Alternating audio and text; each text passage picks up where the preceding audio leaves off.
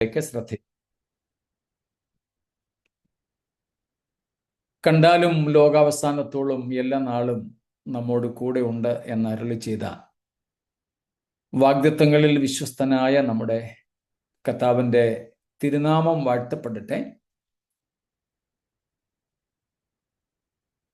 നമ്മുടെ വാഴ്ത്തപ്പെട്ടവനായ കർത്താവാം യേശു ക്രിസ്തുവിന്റെ പരിശുദ്ധ നാമത്തിൽ എല്ലാവർക്കും വന്ദനങ്ങൾ. കഴിഞ്ഞ വ്യാഴാഴ്ചയ്ക്ക് ശേഷം നമുക്ക് ഒരുമിച്ച് കൂടുവാൻ ഇന്ന് ഇടയാകുന്നതിനായിട്ട് സ്തോത്രം ചെയ്യുന്നു. ദിവസങ്ങൾ ക്ലാസ് ഇല്ലാതിരുന്നതിൻ്റെ ബുദ്ധിമുട്ട് എനിക്കുമുണ്ട്, നമ്മളും പലരും അറിയിച്ചു. എങ്കിലും നമുക്ക് അങ്ങനെ സാധിച്ചുള്ളൂ. കർത്താവ് നമ്മെ പിന്നെയും സഹായിക്കുമാറാകട്ടെ എന്ന് കർത്താവിനോട് പ്രാർത്ഥിക്കുന്നു.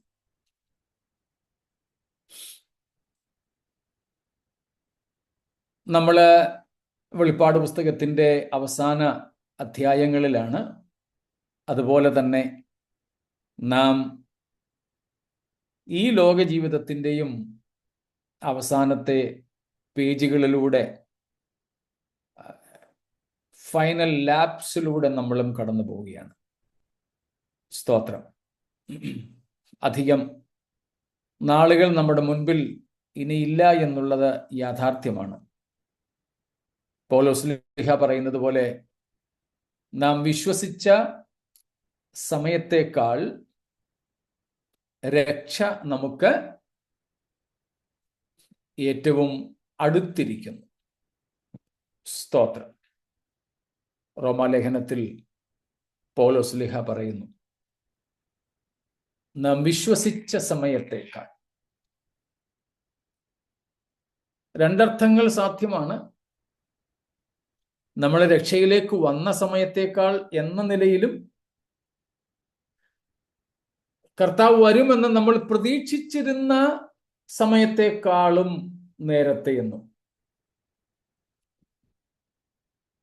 ഞാനൊക്കെ ട്രെയിനിൽ വളരെ യാത്ര ചെയ്യുന്ന ഒരു വ്യക്തിയാണല്ലോ. അപ്പം മിക്കവാറും ചില സമയത്തൊക്കെ ട്രെയിൻ ലേറ്റ് ആണ്, എവിടെ എത്തി എന്നൊക്കെയുള്ള മെസ്സേജസ് വരാറുണ്ട്. എല്ലായ്പ്പോഴൊന്നും ഇല്ല, ചില സമയത്തൊക്കെ വരും. ലേറ്റ് ആണെന്നൊക്കെയുള്ള റിപ്പോർട്ട് വരുമ്പോൾ അതിൻ്റെ അടിയിൽ ഒരു കുറിപ്പ് കാണും.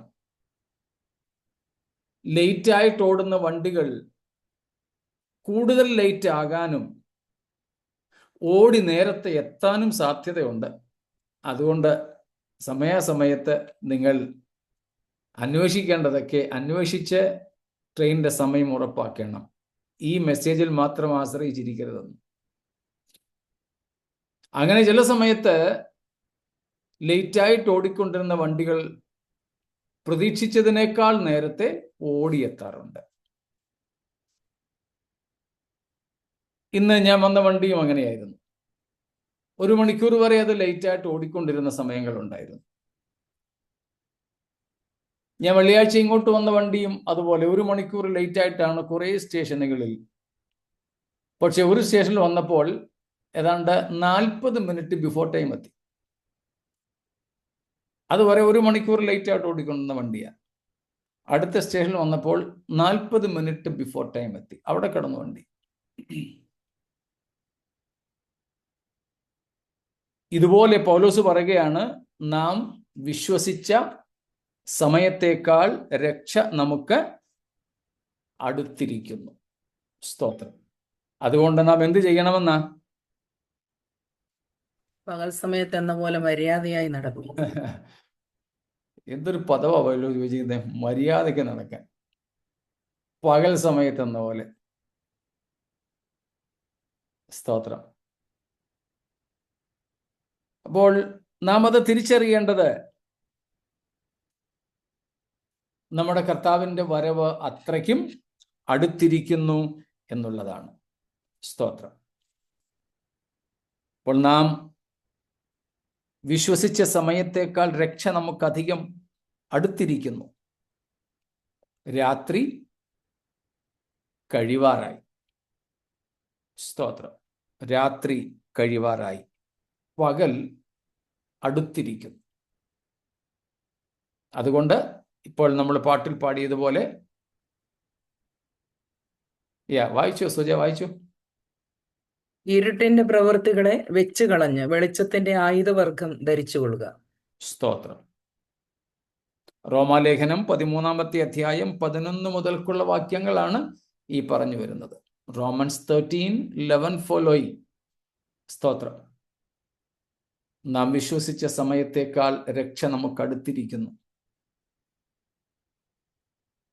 രാത്രി കഴിവാറായി, ഉദയസൂര്യൻ, ഉദയനക്ഷത്രം ഉദിക്കാറായി. അതുകൊണ്ട് ഇരുട്ടിന്റെ പ്രവൃത്തികളെ നാം വെച്ച് കളയുക എന്ന് വെച്ചാൽ ഉപേക്ഷിക്കുക.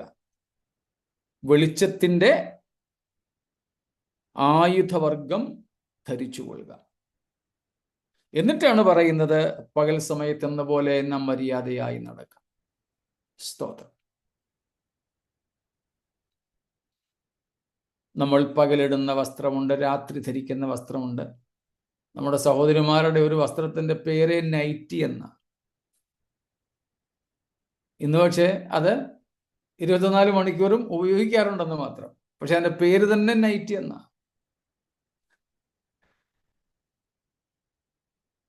ഓരോ സമയത്തേക്കുമുള്ള വസ്ത്രങ്ങളുണ്ട്, ഓരോ സമയത്തെ ഭക്ഷണമുണ്ട്. ചില ആഹാരം ഇപ്പം ഇന്നത് കഴിച്ചെന്ന് പറഞ്ഞാൽ അത് കഴിക്കാനുള്ള നേരമാണോ ഇതെന്ന് ചോദിക്കും.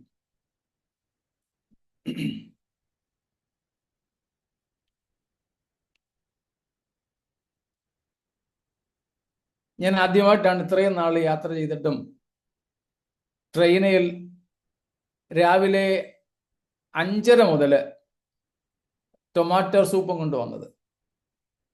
ആദ്യമായിട്ട് ഇത്രയും നാൾ ഞാൻ യാത്ര ചെയ്തിട്ട് ആദ്യമായിട്ടാണ് വെളുപ്പിനെ 5:30 കഴിഞ്ഞിട്ട് ചായയുടെയും കാപ്പിയുടെയും കൂടെ ടൊമാറ്റോ സൂപ്പും കൊണ്ടുവന്നത്. ഞാൻ എൻ്റെ കൂടെ പറയാൻ ആരും ഇല്ലായിരുന്നു, പക്ഷെ മനസ്സിൽ പലപ്പോഴും ചിന്തിച്ചു, ഇത് ടൊമാറ്റോ സൂപ്പ് കൊടുക്കേണ്ട സമയമാണോ?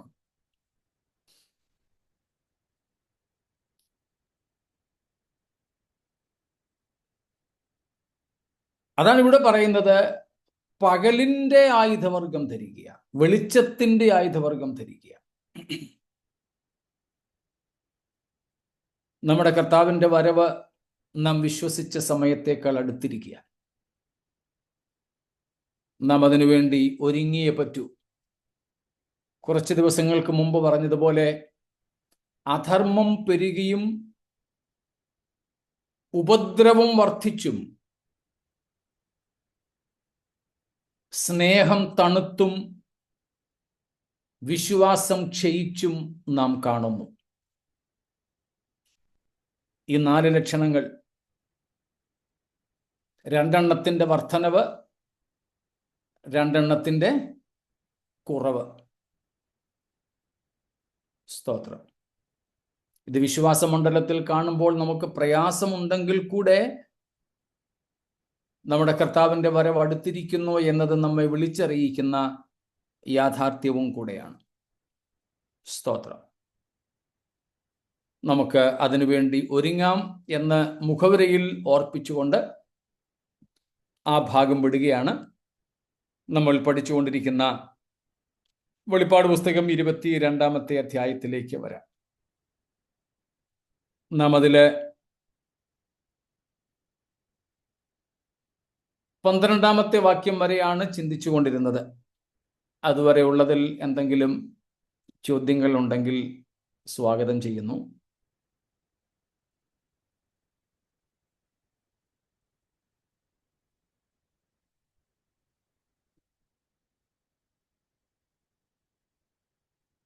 ഒന്നുമില്ലെങ്കിൽ നമുക്ക് 13-ാമത്തെ വാക്യവും കൂടെ വായിക്കാം. വേഴ്സ് 13.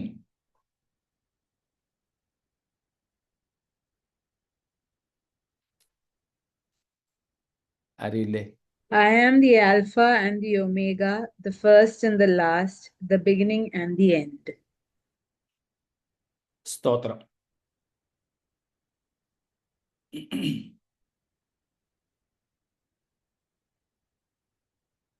ഇതിന് തൊട്ട് മുമ്പ് ഒരു ബൈബിൾ സ്കൂളിന്റെ ക്ലാസ് ഉണ്ടായിരുന്നു. അതിൽ ഞങ്ങൾ പഠിക്കുന്നത്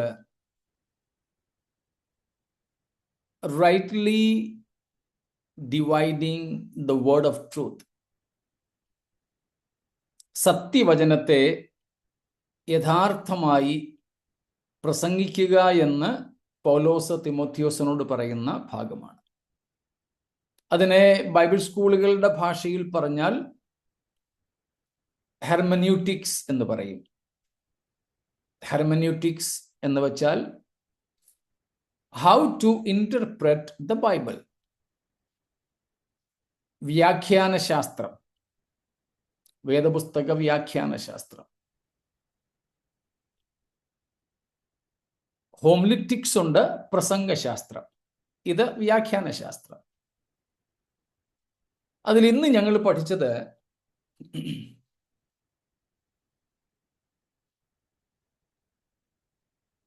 വേദപുസ്തകത്തിലെ പദാനുപദ വ്യാഖ്യാനത്തിൻ്റെയും മറ്റും ആവശ്യകതയെക്കുറിച്ചാണ്. Exegetical interpretations,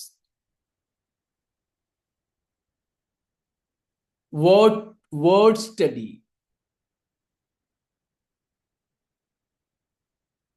historical contextual study, ഇതിനെക്കുറിച്ചൊക്കെയാണ്.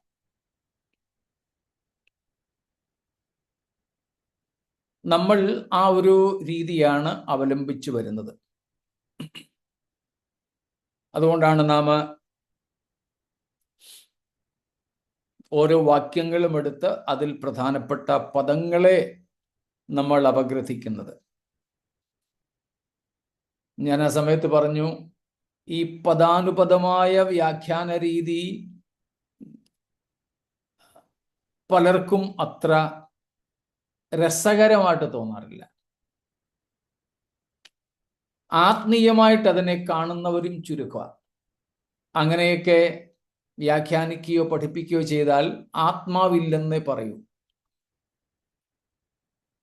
അങ്ങനെ പഠിപ്പിക്കുന്ന ചിലരെ കുറിച്ച് എന്നോട് വളരെ പ്രശസ്തരായ ചിലർ പറഞ്ഞിട്ടുണ്ട്, ആ പുള്ളിയുടെ കൂടെ കൂടരുത്, ആത്മാവില്ലാത്ത ആളാണ്. പെന്തക്കോസ്തിലെ ഓർഡൈൻഡ് പാസ്റ്റേഴ്സിനെ കുറിച്ചാണ് ഈ പറഞ്ഞത്.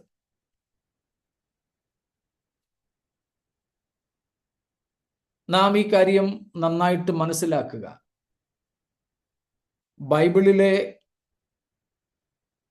അതില് ഞാൻ ഇന്ന് എടുത്ത ക്ലാസ് ചർച്ച് ഓഫ് ഗോഡിന്റെ ഒരു ഒഫീഷ്യൽ കോഴ്സാണ്. സർട്ടിഫിക്കറ്റ് വരെ കൊടുക്കുന്നത് ചർച്ച് ഓഫ് ഗോഡിന്റെ ഇന്റർനാഷണൽ ഓഫീസിൽ നിന്നാണ്, ഇവിടുത്തെ ബൈബിൾ സ്കൂളുകളിലൊന്നും അല്ല.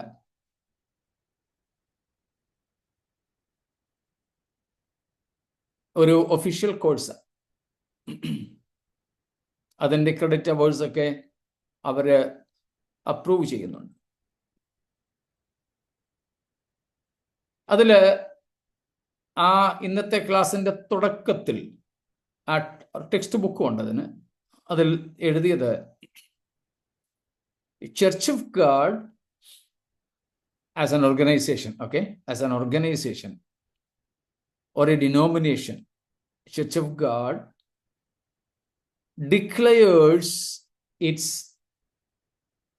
creed of faith. There are 14 elements or 14 articles in our faith declaration, and the first one is about the Bible. And it is declared that we believe in the verbal inspiration of the Bible. ഏതാണ്ട് എല്ലാ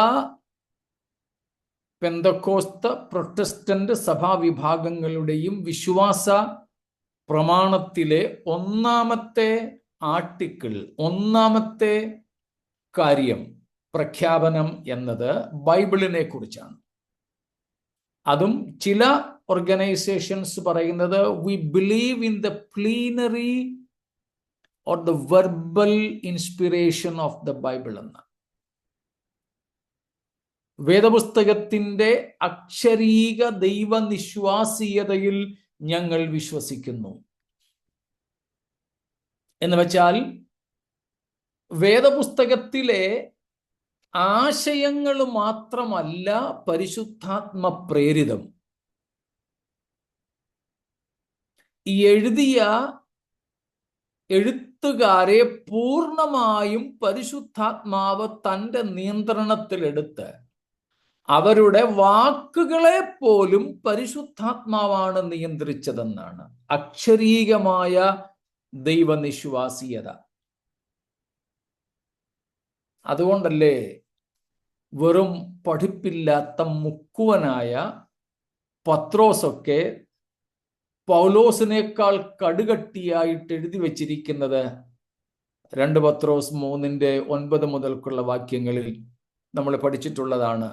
ആകാശം 10ാമത്തെ വാക്യമാണ്. ആകാശം കൊടുമുഴക്കത്തോടെ ഒഴിഞ്ഞു പോകും, മൂലപദാർത്ഥങ്ങൾ കത്തിയഴിയും. ഈ പത്രോസിന് എവിടുന്ന ഈ ഫിസിക്സ് ഒക്കെ അറിയാവുന്നേ? ഫിസിക്സും കെമിസ്ട്രിയും ഒക്കെ, ഊർജതന്ത്രവും രസതന്ത്രവും ഒക്കെ ഈ പത്രോസിന് എവിടുന്നറിയാം? പരിശുദ്ധാത്മാവ് തൻ്റെ വാക്കുകളെ പോലും നിയന്ത്രിച്ചു വന്ന്. സ്തോത്രം. പൗലോസിന്റെ നിലയിൽ എഴുതുകയായിരുന്നെങ്കിൽ നമുക്ക് ഇപ്പോൾ കിട്ടിയിരിക്കുന്ന ലേഖനങ്ങളൊന്നും വായിക്കാൻ പോലും ഒക്കാത്ത തരത്തിലായിരുന്നേനെ. കടുകട്ടിയായ പദങ്ങളും പ്രയോഗങ്ങളും ഒക്കെ. പക്ഷേ വളരെ വിദ്യാസമ്പന്നനായ പൗലോസ് സാധാരണക്കാരന്റെ സംസാര ഭാഷയായ ഗ്രീക്കിലാണ് ലേഖനങ്ങൾ എഴുതിയത്. അതുകൊണ്ട് ചില വിമർശകർ ഇതൊന്നും പൗലോസിൽ നിന്നുളവായതല്ലെന്ന് പോലും പറയുന്നുണ്ട്. കാരണം പൗലോസ് ഒന്നും ഇത്രയും സരളമായ ഭാഷ, സാധാരണ സംസാര ഭാഷ ഉപയോഗിക്കത്തില്ലെന്ന്. പക്ഷേ പരിശുദ്ധാത്മാവ് ഇവരെയൊക്കെ നിയന്ത്രിച്ചു. അതുകൊണ്ടാണ് നാം അക്ഷരീയമായ ദൈവനിശ്വാസീയതയിൽ വിശ്വസിക്കുന്നുവെന്ന് പറയുന്നത്. അക്ഷരീയമായ ദൈവനിശ്വാസീയമാണ് ബൈബിൾ എങ്കിൽ അതിലെ ഓരോ വാക്കുകളും ദൈവത്തിൻ്റെ മനസ്സ് തുറന്നു കാണിക്കുന്നവയാണ്, വെറും ആശയങ്ങൾ മാത്രമല്ല. When we believe in the plenary, the verbal inspiration of the Bible, each and every word of the Bible has been given by the very inspiration of the Holy Spirit. Every word is very choice words of the Holy Spirit, not of the writer. That's why we call Holy Spirit as the author and these 40+ writers. സ്തോത്രം. ഗ്രന്ഥകർത്തൃത്വം പരിശുദ്ധാത്മാവിനാണ്. മറ്റ് 40-ലധികം പേർ വെറും എഴുത്തുകാർ മാത്രം.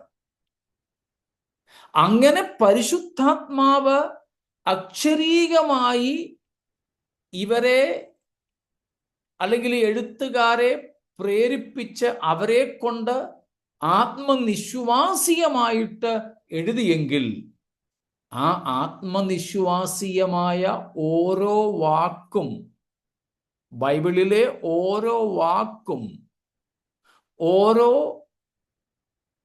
പ്രയോഗവും വളരെ പ്രസക്തമാണ്. അവയ്ക്കൊക്കെ ദൈവത്തിൻ്റെ മനസ്സ് നമ്മോട് പങ്കുവയ്ക്കുവാൻ ഉണ്ട്. അതുകൊണ്ട് തന്നെ ഒരു പൊതുവായ അർത്ഥവ്യാഖ്യാനം എന്നതിനേക്കാൾ അക്ഷരീകമായി ഓരോ പദാനുപദമായ അർത്ഥം ഗ്രഹിക്കുന്നത് ദൈവത്തിന് നമ്മെക്കുറിച്ചുള്ള ഉദ്ദേശവും കൂടെയാണ്. അങ്ങനെ പഠിക്കുമ്പോൾ ചിലപ്പോൾ ചിലർക്കത് വലിയ ആത്മീയമാണെന്ന് തോന്നില്ല. കാരണം നമ്മുടെ ഇടയിൽ ആത്മീയത എന്നുള്ളതിന് വ്യാഖ്യാനം വേറെയാണ്, അല്ലെങ്കിൽ അതിൻ്റെ നിർവചനം, ഡെഫിനിഷൻ വേറെയാണ്. ആർക്കും ഒന്നും മനസ്സിലാകാത്തതുപോലെ ശബ്ദമുണ്ടാക്കി ഓടി നടന്ന് തൊണ്ടയൊക്കെ ഇടറി പറയുന്നതിനെയാണ് നമ്മൾ പൊതുവെ ആത്മീയമെന്ന് തെറ്റിദ്ധരിച്ചിരിക്കുന്നത്. നല്ല തെളിവായ ഭാഷയിൽ ഇടറാത്ത കണ്ഠത്തോടുകൂടെ ഇടറാത്ത ശബ്ദത്തോടുകൂടെയൊക്കെ പറഞ്ഞാൽ പുള്ളിക്ക് ആത്മാവില്ലെന്നേ നമ്മളുടെ ഇടയിൽ പൊതുവെ ധരിക്കുള്ളൂ. അപ്പോൾ അക്ഷരീകമായും ദൈവനിശ്വാസീയമാണ് ബൈബിൾ. അതുകൊണ്ട് ബൈബിളിലെ ഓരോ വാക്കുകളെയും നന്നായിട്ട് നമ്മൾ മനസ്സിലാക്കണം. സ്തോത്രം. നന്നായിട്ട് മനസ്സിലാക്കണം. What was divine intention in using those words? What actually God meant with that? നാം അതാണ് പഠിക്കേണ്ടത്. സ്തോത്രം. അതാണ് യഥാർത്ഥത്തിലെ ആത്മീയതയിലേക്ക് നമ്മെ നടത്തുന്നത്. സ്തോത്രം. പൊതു ആശയത്തെക്കാൾ കൂടുതൽ ആ അക്ഷരീയമായി ഓരോ പദങ്ങളുടെയും, എന്നിട്ട് ആ പദങ്ങൾ കോർത്തിണക്കിയ സെന്റൻസുകളുടെ, വാചകങ്ങളുടെ ഒക്കെ അർത്ഥം ഗ്രഹിക്കുവാൻ നാം ശ്രമിക്കേണ്ടതുണ്ട്. ആ നിലയിലാണ് നാം ഇതുവരെ പഠിച്ചു വന്നത്. നാം ഇപ്പോൾ നോക്കുന്ന 13-ാമത്തെ വാക്യം ഒന്നും കൂടെ വായിച്ചാട്ടെ. Once again please. I am the Alpha and the Omega, the first and the last, the beginning and the end. Who is the speaker? ആരാ ഇവിടെ പറയുന്നത്?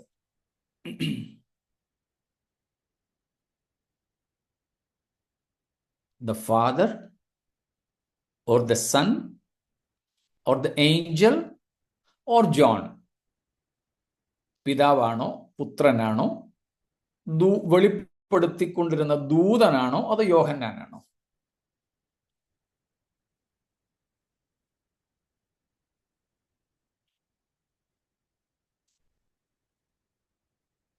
Okay, പുത്രനായിരിക്കണം.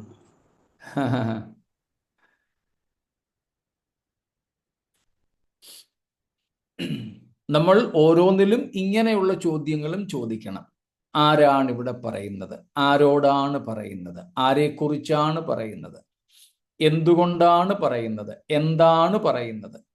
Okay, who speaks, about whom, why, to whom, what does it mean? All these questions we need to ask.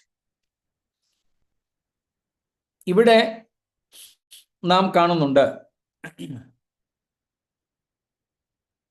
12-ാമത്തെ വാക്യത്തിൽ നമ്മൾ കണ്ടു, ഇതാ ഞാൻ വേഗം വരുന്നു. ആരാണെന്ന് നമുക്ക് നിസ്സംശയം അറിയാം, അല്ലെ? കർത്താവായ യേശു ക്രിസ്തുവാണ്. ദ സൺ, പുത്രനാണ് 12-ാം വാക്യം പറഞ്ഞത്. സ്തോത്രം. അതേ ആള് തന്നെയാണ് 13-ാം വാക്യത്തിലും പറയുന്നത്. ഞാൻ, ഫസ്റ്റ് പേഴ്സൺ സിംഗുലർ.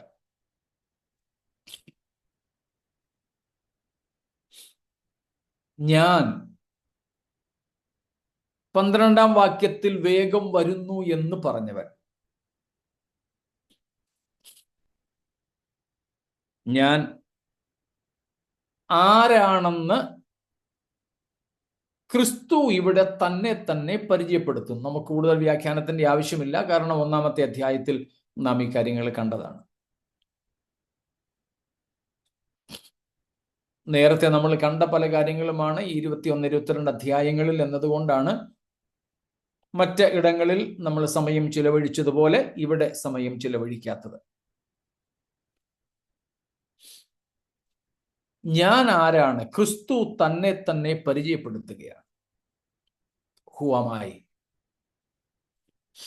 ഞാൻ അൽഫയും ഒമേഗയും, ഞാൻ ഒന്നാമത്തവനും ഒടുക്കത്തവനും, ഞാൻ ആദിയും അന്തവും. സ്തോത്രം. ഏതാണ്ട് ഒരേ അർത്ഥം വരുന്ന കാര്യങ്ങളാണ് ഇവിടെ കർത്താവ് പറഞ്ഞിരിക്കുന്നത്. ക്രിസ്തു തന്നെ തന്നെ ഇവിടെ പരിചയപ്പെടുത്തുകയാണ്. സ്തോത്രം. പരിചയപ്പെടുത്തുക. സ്തോത്രം. നമുക്ക് വെളിപ്പാട് പുസ്തകത്തിൽ ഉടനീളം കാണാൻ കഴിയുന്ന ക്രിസ്തു, 1-ാം അധ്യായത്തിൽ വെച്ച് തന്നെ നമ്മൾ കണ്ട ക്രിസ്തു, the risen Christ and the glorified Christ, ഉയർത്തെഴുന്നേറ്റ യേശുവിനെയാണ്. സ്തോത്രം. കൂടാതെ മഹത്വീകരിക്കപ്പെട്ട, തേജസ്കരിക്കപ്പെട്ട, എക്സോൾട്ടഡ്, ഉയർത്തപ്പെട്ട ക്രിസ്തു. 1-ാം അധ്യായത്തിൽ തന്നെ നമ്മൾ പല ആവർത്തി അക്കാര്യം കണ്ടു. 6-ാമത്തെ വാക്യത്തിൽ 5ഉം 6ഉം വാക്യങ്ങളിൽ പറയുന്നുണ്ട്, മരിച്ചവരിൽ നിന്ന് ഉയർത്തെഴുന്നേറ്റവരിൽ യേശു ആദ്യജാതൻ, first born among the dead. മരിച്ചവരിൽ നിന്ന് ആദ്യജാതനായിട്ട് ഉയർത്തെഴുന്നേറ്റവൻ. So the very beginning, in the very first chapter, Christ is said to be one who is coming soon, one who is resurrected, one who is glorified. 1-ാം അധ്യായത്തിൽ തന്നെ 1 മുതൽ 3 വരെയുള്ള വാക്യങ്ങളിൽ നമ്മൾ കാണുന്നത് വേഗത്തിൽ വരുന്ന കർത്താവ്. 7-ാമത്തെ വാക്യത്തിലുമുണ്ട്. 5-ാമത്തെയും 6-ാമത്തെയും വാക്യങ്ങളിലും 17ഉം 18ഉം വാക്യങ്ങളിലുമായി നാം കാണുന്നത് ഉയർത്തെഴുന്നേറ്റ ക്രിസ്തുവിനെയാണ്. 11 മുതൽ അല്ലെങ്കിൽ 13 മുതൽക്കുള്ള വാക്യങ്ങളിൽ നമ്മൾ കാണുന്നത് തേജസ്കരിക്കപ്പെട്ട ക്രിസ്തുവിനെയാണ്. So these 3 things are very much highlighted in this book of Revelation about Christ. മറ്റു ഭാഗങ്ങളിൽ ക്രിസ്തുവിന്റെ ക്രൂസിഫിക്ഷനുമുണ്ട്, ക്രൂശീകരണവുമുണ്ട്. സ്തോത്രം. ഞാൻ മരിച്ചവനായിരുന്നു 17-ാം വാക്യത്തിൽ പറയുന്നുണ്ട്. 5-ാമത്തെ അധ്യായത്തിന്റെ പ്രമേയം തന്നെ അത് തന്നെയാണ്. മറ്റു പല അധ്യായങ്ങളിലും യേശുക്രിസ്തുവിന്റെ ക്രൂശ് മരണത്താലുള്ള പ്രയോജനത്തെക്കുറിച്ച്, ഫലത്തെക്കുറിച്ച് പറയുന്നുണ്ട്. അപ്പോൾ വെളിപ്പാട് പുസ്തകത്തിൽ നാം കാണുന്നത് സ്തോത്രം,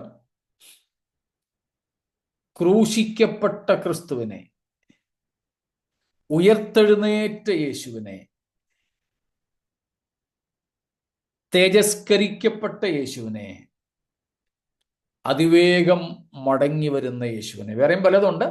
ഈ പ്രധാന ആശയങ്ങളൊന്ന് കൂട്ടിയോജിപ്പിച്ചു എന്നേ ഉള്ളൂ. അപ്പോൾ മൊത്തം സുവിശേഷ സന്ദേശം ക്രിസ്തുവിനെ സംബന്ധിച്ചിട്ടുള്ള സുവിശേഷ സന്ദേശം മൊത്തമായി നമുക്ക് ഈ പുസ്തകത്തിൽ കാണുവാൻ സാധിക്കും. സ്തോത്രം. അക്കൂട്ടത്തിലാണ് ക്രിസ്തു തന്നെ തന്നെ ഇവിടെ പരിചയപ്പെടുത്തുന്നത്. ഞാൻ അൽഫ ഒമേഗ, പിന്നെ നാം കാണുന്നത് ഒന്നാമത്തവൻ ഒടുക്കത്തവൻ ആദ്യനും അന്ത്യനും. ഇതിനോടകം തന്നെ നമ്മൾ പഠിച്ചു കഴിഞ്ഞ കാര്യമാണ്. ഈ കാര്യങ്ങൾ പ്രധാനമായും രണ്ട് വസ്തുതകളെ ഓർമ്മപ്പെടുത്തുന്നു. ഒന്ന്, ദ ഡീറ്റി ഓഫ് ജീസസ്, യേശു ക്രിസ്തുവിന്റെ ദൈവത്വത്തെ ഇവിടെ പ്രസ്താവിക്കുന്നു. രണ്ട്, equality of Jesus with the father, യേശു ക്രിസ്തുവിന്റെ പിതാവിനോടുള്ള തത്തുല്യത. So the divinity and equality with the Father. ഒരു മൂന്നാമത്തെ കാര്യവും കൂടെ ഇവിടെ ഉള്ളത്, ഇറ്റേണിറ്റി ഓഫ് ജീസസ്, യേശു ക്രിസ്തുവിന്റെ നിത്യത്വം അഥവാ നിത്യത.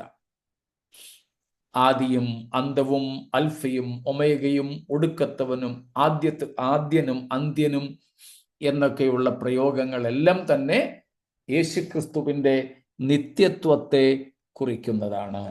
സ്തോത്രം. Praise God. സ്തോത്രം.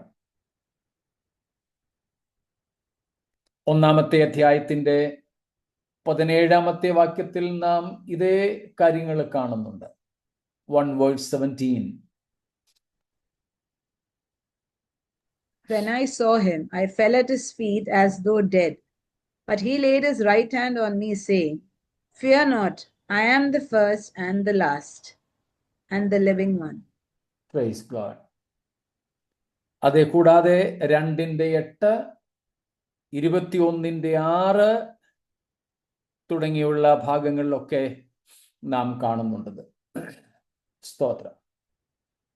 അപ്പോൾ യേശുക്രിസ്തുവിന്റെ ദൈവത്വം, നിത്യത്വം, പിതാവിനോടുള്ള ക്രിസ്തുവിന്റെ സമത്വം എന്നിവയെ ഇവ വെളിപ്പെടുത്തുന്നു. വില്യം ബാർക്ലി പറയുന്നതനുസരിച്ച്, this also shows the completeness. This also shows the completeness. ഇത് യേശുക്രിസ്തുവിന്റെ പൂർണ്ണതയെയും ചൂണ്ടിക്കാണിക്കുന്നു. പൂർണ്ണതയെ. സ്തോത്രം. എങ്ങനെയെന്ന് വെച്ചാൽ,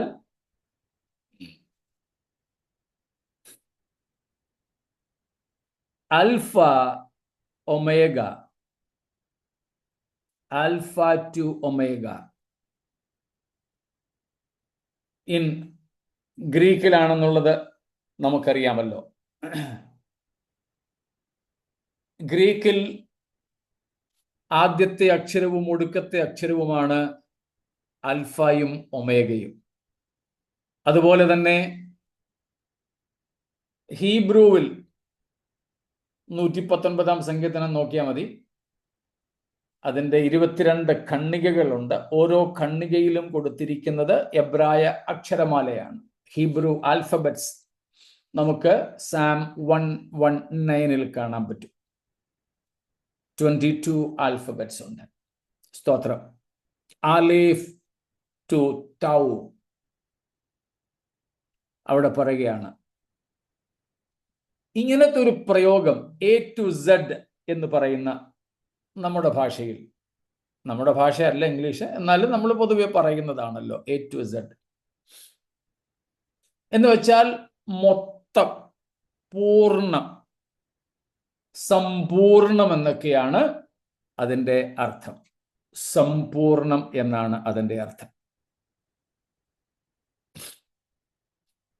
എന്ന് വെച്ചാൽ ഒരാള് എ ടു സെഡ്, ഈ ക്ലാസ്സിലെ എ ടു സെഡ് മണ്ടന്മാരാണെന്ന് ഒരു ടീച്ചർ പറഞ്ഞാൽ ഈ ക്ലാസ് മുഴുവൻ മണ്ടന്മാരാണ്. ചില പാസ്റ്റർമാർ പറയും, ഓ ഈ ചർച്ചിൽ A to Z.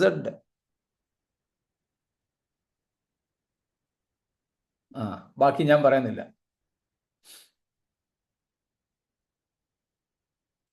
അപ്പം A to Z എന്ന് പറഞ്ഞാൽ മൊത്തം എന്നർത്ഥമാണ്, completeness. When Christ says, I am the Alpha and Omega, the first and the last, the beginning and the end, means I am the whole. I am the complete one. സമ്പൂർണനാണ് നമ്മുടെ കർത്താവെന്ന് ഇത് കാണിക്കുന്നു. സ്തോത്രം.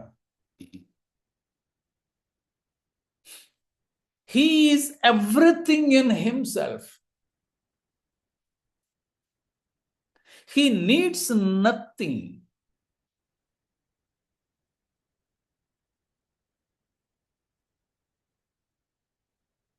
ദാവീദിന്റെ ഭാഷയിൽ പറഞ്ഞാൽ he shall not want. പൗലോസിന്റെ ഭാഷയിൽ പറഞ്ഞാൽ ഒന്നിനും മുട്ടുള്ളവനല്ല നമ്മുടെ കർത്താവ്. പരിപൂർണൻ, എല്ലാറ്റിലും പരിപൂർണൻ. സ്തോത്രം. ഏതെല്ലാം വിഷയമെടുത്താലും സ്തോത്രം. That is the supremacy of our Christ, the uniqueness of our Christ. He is lacking nothing in any area of life or ministry. യാതൊന്നിലും ഒരു കുറവുകളും ഒരു ആവശ്യങ്ങളും ഇല്ലാത്തവൻ. സ്തോത്രം. Praise God.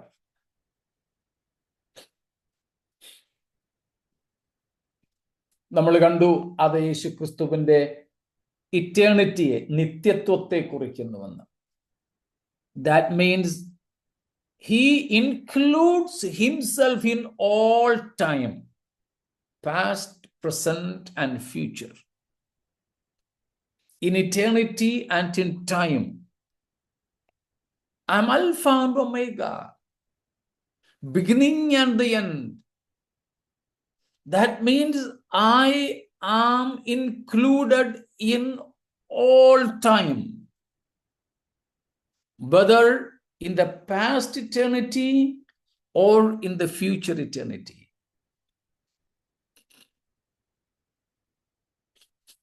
കഴിഞ്ഞകാല നിത്യതയിലോ വരുംകാല നിത്യതയിലോ അല്ല, ഇതിന് രണ്ടിനും ഇടയിലുള്ള കാലത്തിലോ ഞാൻ നിറഞ്ഞു നിൽക്കുന്നവൻ എന്നാണ് അതിൻ്റെ അർത്ഥം. അതാണ് നമ്മൾ ക്രിസ്തുവിന്റെ നിത്യത്വം എന്ന് കണ്ടത്.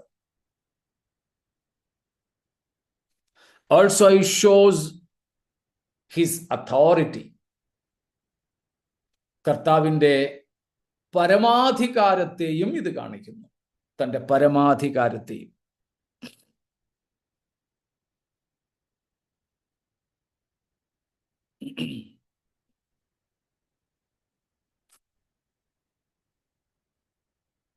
ഗ്രീക്കുകാർ അവരുടെ ദേവൻ ഇതുപോലെ ആദ്യന്തമില്ലാത്തവനാണെന്നൊക്കെ വിശ്വസിച്ചിരുന്നു. സ്യൂസ് എന്ന് പറയുന്ന ഒരു ദൈവം. വേദപുസ്തകം നമ്മെ പരിചയപ്പെടുത്തുന്ന ദൈവം, സ്തോത്രം, ഈ നിത്യനായതുകൊണ്ട്, എക്കാലവും ഉള്ളവനായതുകൊണ്ട്, എല്ലാ കാലവും നിറഞ്ഞു നിൽക്കുന്നവനായതുകൊണ്ട്, അവൻ എല്ലാ കാലത്തിലും അധികാരമുള്ളവൻ. സ്തോത്രം. എല്ലാ കാലത്തിലും അധികാരമുള്ളവൻ. സ്തോത്രം.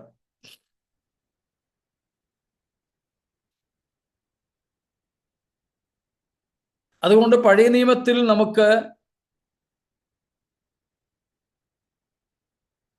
ഇതേ കാര്യങ്ങൾ ദൈവത്തിനു വേണ്ടി, പിതാവായ ദൈവത്തിനു വേണ്ടി പറഞ്ഞിട്ടുള്ളതായി കാണുവാൻ സാധിക്കുന്നുണ്ട്. സ്തോത്രം. പിതാവായ ദൈവത്തിന് വേണ്ടി പറഞ്ഞിട്ടുണ്ട്. സ്തോത്രം. യെശയ്യ 41:4 വാക്യം, ഐശയ്യ 41:4. നമ്മൾ 1-ാമത്തെ അധ്യായത്തിൽ ചിന്തിച്ചതാണെങ്കിലും ജസ്റ്റ് ഒന്ന് ആവർത്തിച്ച് ചിലത് പറയുന്നേ ഉള്ളൂ. Who has performed and done this, calling the generations from the beginning? I, the Lord, the first, and with the last, I am He. സ്തോത്രം. പിതാവായ ദൈവം തന്നെ ഇവിടെ പരിചയപ്പെടുത്തുകയാണ്. I am the first and the last. 43:10, 43 Isaiah 43:10. You are my witnesses, declares the Lord, and my servant whom I have chosen, that you may know and believe me and understand that I am He. Before me no God was formed, nor shall there be any after me. സ്തോത്രം. No one before me, no one after me. എനിക്ക് മുമ്പൊരുത്തൻ ഉണ്ടായിരുന്നില്ല, എനിക്ക് ശേഷവും ഒരുത്തൻ കാണില്ല. വേറെയും ചില വാക്യങ്ങളുണ്ട്, എഴുതുന്നവർക്ക് വേണ്ടി പറയാം. 44:6, 44:6 വാക്യം യെശയ്യാവ് തന്നെയാണ്. 48:12, 48:12. ഇങ്ങനെ പിതാവായ ദൈവത്തിനു വേണ്ടി ഉപയോഗിക്കപ്പെട്ട ടൈറ്റിൽസ് ഇവിടെ ക്രിസ്തു തനിക്കായിട്ട് ഉപയോഗിക്കുന്നു. അതുകൊണ്ടാണ് നമ്മൾ പറഞ്ഞത് ഇക്വാലിറ്റി വിത്ത് ദ ഫാദർ. പിതാവിനോട് സകലത്തിലും തത്തുല്യൻ. നമ്മൾ ത്രിയേകത്വം പഠിച്ചപ്പോൾ പറഞ്ഞിരുന്നു, coeternal and coequal with the father എന്ന്. സ്തോത്രം. പിതാവിനോട് നിത്യതയിലും ദൈവത്വത്തിലും സകലത്തിലും തത്തുല്യനായവൻ, അല്പം പോലും വ്യത്യാസം യാതൊന്നിലും ഇല്ല, ഫങ്ഷണൽ ഡിഫറൻസസ് അല്ലാതെ. സ്തോത്രം. മിഷൻ അല്ലെങ്കിൽ ദൗത്യത്തിൽ പിതൃപുത്ര പരിശുദ്ധാത്മാവിന് വ്യത്യാസം നമുക്ക് കാണാം. പുത്രൻ ജഡം ധരിച്ച് ഭൂമിയിലേക്ക് വന്നപ്പോൾ പിതാവോ പരിശുദ്ധാത്മാവോ ജഡമെടുത്ത് ഭൂമിയിലേക്ക് വന്നില്ല. പുത്രൻ ക്രൂശിൽ മരിച്ചപ്പോൾ പിതാവും പരിശുദ്ധാത്മാവും ക്രൂശിൽ മരിച്ചില്ല.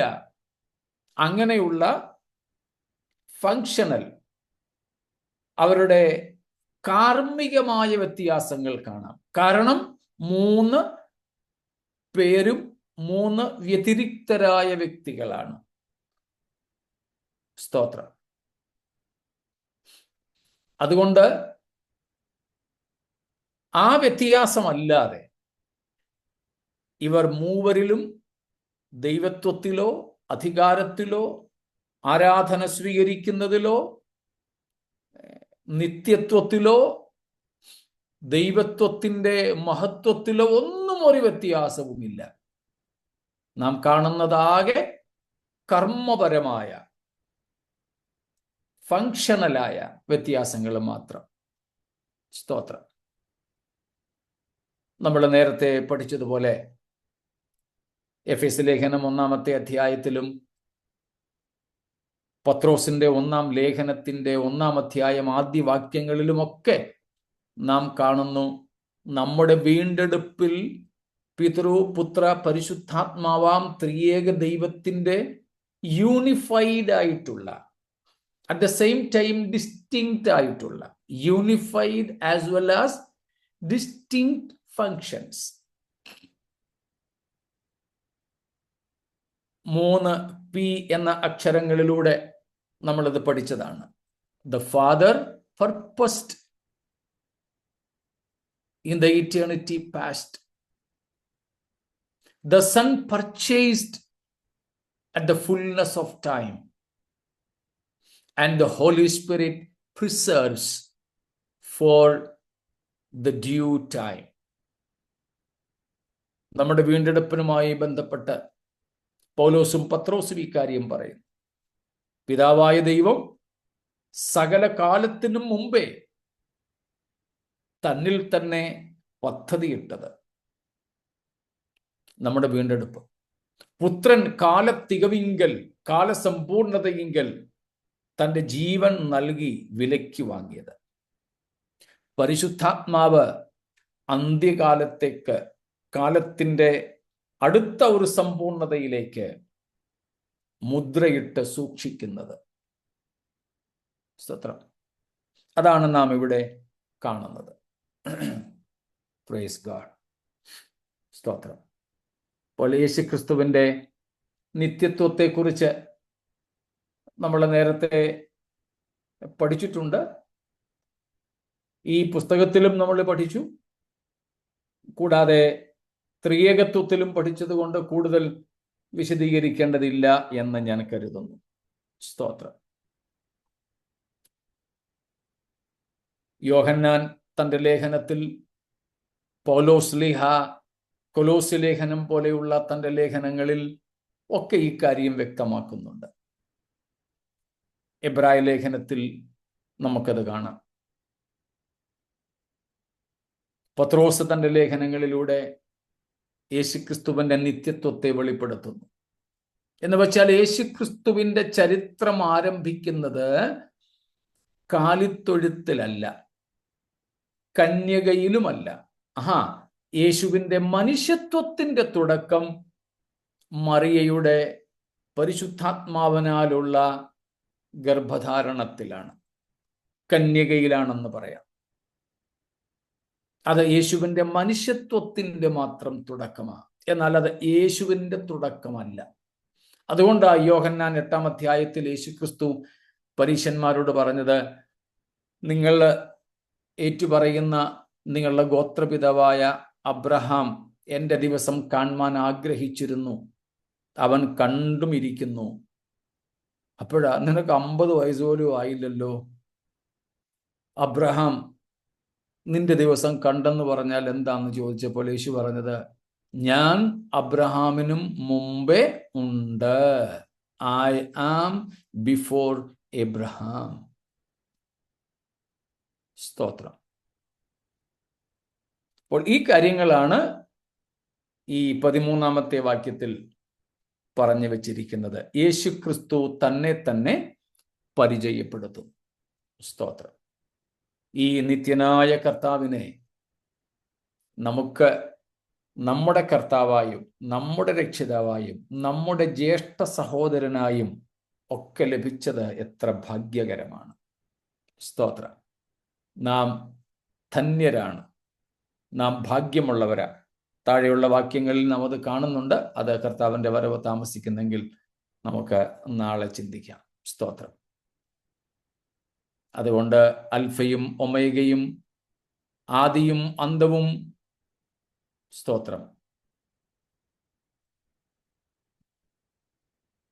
ഒന്നാമത്തവനും ഒടുക്കത്തവനുമായ നമ്മുടെ കർത്താവിനെ, നിത്യനായ പിതാവിനോട് സമത്വമുള്ളവനായ ദൈവമായ പരമാധികാരിയും പരിപൂർണനുമായ നമ്മുടെ കർത്താവിനെ സന്തോഷത്തോടെ സേവിച്ച് നമ്മുടെ ആയുഷ്കാലം കഴിക്കാം. ആയതിന് കർത്താവ് ഈ വചനങ്ങളാൽ നമ്മെ സഹായിക്കട്ടെ, അനുഗ്രഹിക്കുമാറാകട്ടെ.